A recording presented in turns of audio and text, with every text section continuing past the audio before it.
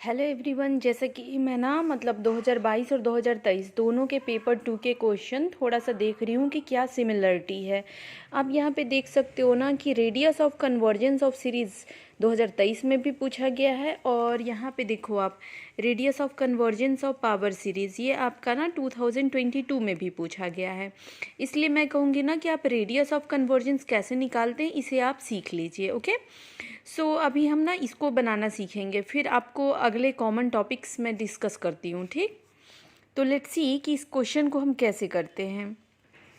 देखो, आप ध्यान से देखो कि कोई भी पावर सीरीज़ जो है, सबसे पहले तो देखो मैं समझा देती हूँ कि पावर सीरीज़ में कन्वर्जेंट कहने का मतलब क्या होता है कि कोई भी पावर सीरीज़ की जो nth टर्म है ना, nth टर्म जो है उसमें आप limit n tends to infinity करोगे ना, तो इसकी जो वैल्यू है ये आपका फाइनाइट होना चाहिए। तो इसे हम कहते हैं ना कि पावर सीरीज जो है वो कन्वर्जेंट है आपका। क्लियर है।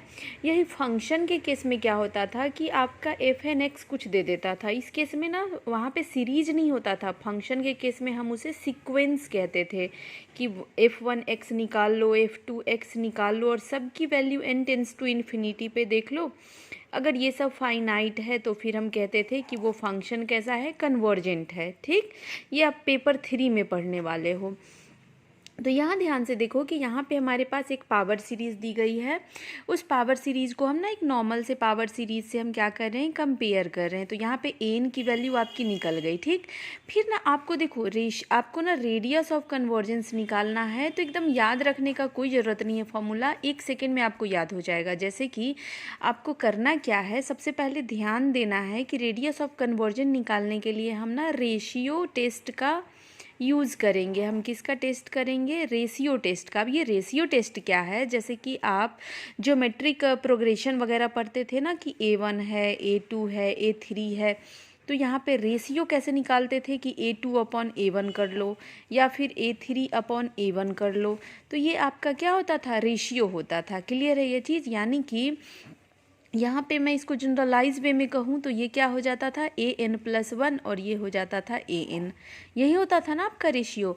सो आपको ध्यान रखना है कि रेडियस आपका कैसे निकलेगा, ये रेशियो टेस्ट की मदद से निकलेगा। और इसके लिए ये फॉर्मूला अपने आप बन जाएगा 1/r इज इक्वल्स टू आपका हो जाएगा an+1 अपॉन an, और यहाँ n टेंस टू इन्फिनिटी लेना है। इसको मॉड में डाल देती हूँ क्योंकि हमें पॉजिटिव वैल्यू चाहिए, रेडियस निगेटिव थोड़ी ना होगा, है ना।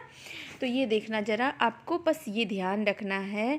क्या ध्यान रखना है कि 1/r जो है वो है आपका an+1/an। क्या ये फॉर्मूला याद रखने की ज़रूरत है? बिल्कुल नहीं, ये तो आप हमेशा से करते आ रहे हो।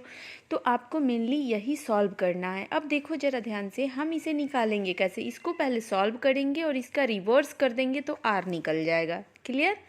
अब देखो इसको सॉल्व कैसे करेंगे। सबसे पहले तो an+1 आखिर है क्या, आप जानते हो कि an आपको यहाँ पे क्वेश्चन में दिया हुआ है। अब जहाँ जहाँ n है वहाँ वहाँ n+1 रख दो। तो हमने रखा फैक्टोरियल n+1 अपॉन n+1 की पावर आपकी क्या हो जाएगी, n+1।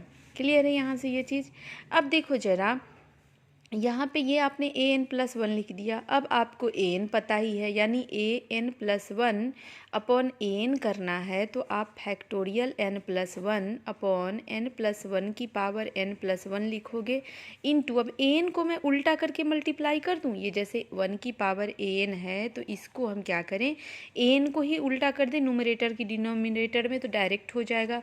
अब an क्या था आपका, देखो n factorial n upon n की पावर n, यानी n की पावर n को ऊपर लिख दो, n की power n upon factorial n। Clear है ये चीज़।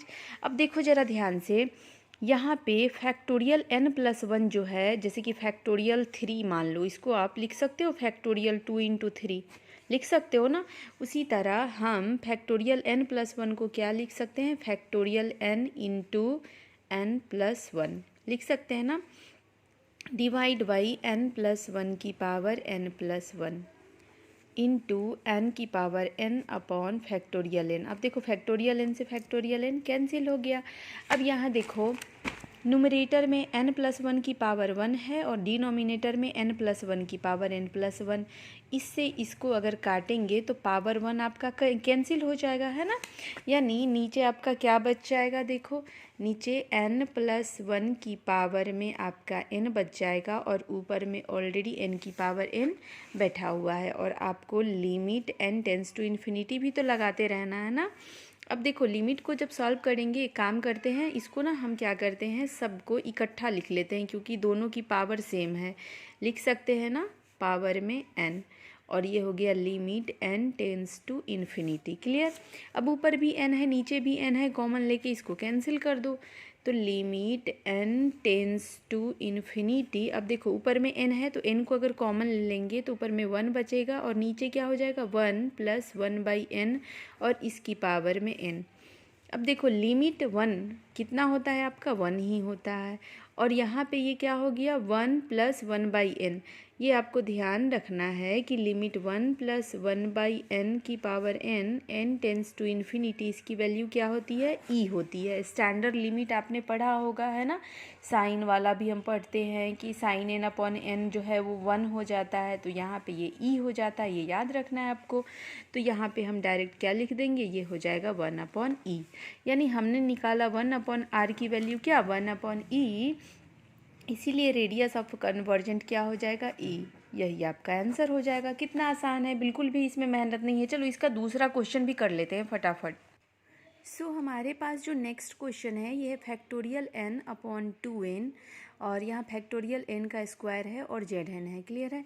अब देखो n, अब क्या करेंगे हम कि हमने अभी अभी जस्ट सीखा कि 1/r जो है limit n tends to infinity है, an + 1/an है। ये मैंने ध्यान में रखने के लिए भी बताया कि next term divide by first term, मतलब उसके जस्ट प्रीवियस टर्म, यही रेशियो है आपका, है ना।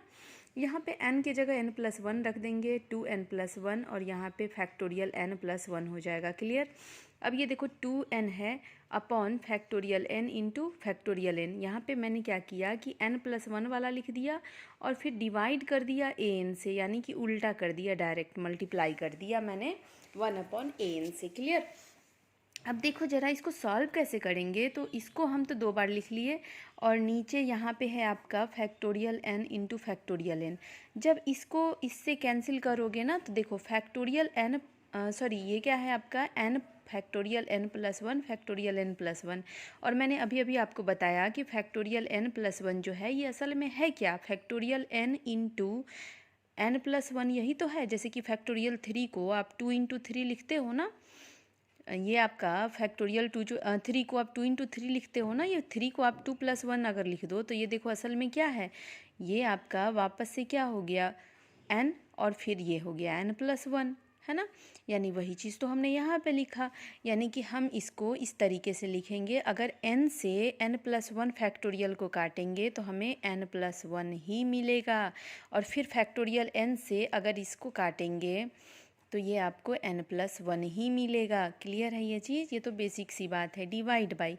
अच्छा अब ये देखो ये क्या है आपका फैक्टोरियल 2n+2, इसको आप +1 2 बार 1 1 करके लिख सकते हो ना। यानी हम इसको ऐसे लिख सकते हैं फैक्टोरियल 2n+1, जैसे कि यहाँ पे मैंने अभी सिखाया कि +1 करते हैं तो एक बार इसको फैक्टोरियल में डालो और उसके बाद n को फैक्टोरियल में डालो और उसके बगल में आप क्या लिख दो, वापस से पूरा ये 2n+2। क्लियर। अब इसको वापस से आप तोड़ोगे तो ये क्या हो जाएगा 2n इंटू 2n+1 और ये हो जाएगा 2n+2। क्लियर है। यानी कि फैक्टोरियल 2n+2 के जगह आप डायरेक्ट लिख सकते हो 2n into 2n+1 into 2n+2। ठीक है। तो हम यहाँ पे इसको डायरेक्ट यूज करेंगे, इसको हम लिखेंगे फैक्टोरियल 2n+1 और 2n+2 और ऊपर न्यूमरेटर में ये 2n फैक्टोरियल है, यहाँ से ये और ये क्या हो जाएगा कैंसिल हो जाएगा। यानी कि न्यूमरेटर में क्या क्या बचा हमें इसे वापस से लिख लेते हैं एक बार। हमारे न्यूमरेटर में ना यही बचा आपका, देखो यहाँ पे ध्यान से क्या है कि n+1 n+1 2n+1 और 2n+2, सॉरी ये 2n+2 2 बचा। ठीक है, अब देखो इसे हमें ना सॉल्व करना है, इसकी वैल्यू 1/r के बराबर है। तो हम क्या करेंगे ना, ऊपर नीचे सब जगह से n को कॉमन लेके उड़ा दो, तो ये हो जाएगा 1 + 1/n, और ये भी हो जाएगा 1 + 1/n डिवाइड बाई, यहाँ से n को कॉमन ले लोगे तो क्या बचेगा, ये 2 + 1/n, और ये हो जाएगा 2 + 2/n। अब देखो 1/n जो है, चूँकि n टेंस टू इन्फिनिटी है, तो 1/n या 2/n ये दोनों सारा टर्म क्या हो जाएगा, 0, यानी इसकी वैल्यू हो जाएगी 1 + 0 × 1 + 0 अपॉन 2 + 0 × 2 + 0, ये 1/4 हो जाएगी 1/r, यानी कि रेडियस क्या हो गया आपका 4। ओके, तो आई होप कि आप किसी भी मतलब पावर सीरीज़ के लिए आप रेडियस ऑफ कन्वर्जेंस आराम से निकाल लोगे। आपको सिर्फ ये ध्यान रखना है और कुछ भी नहीं, और सिंपल सा आपको फैक्टोरियल सॉल्व करने आना चाहिए। Okay, so keep watching, thank you, bye bye.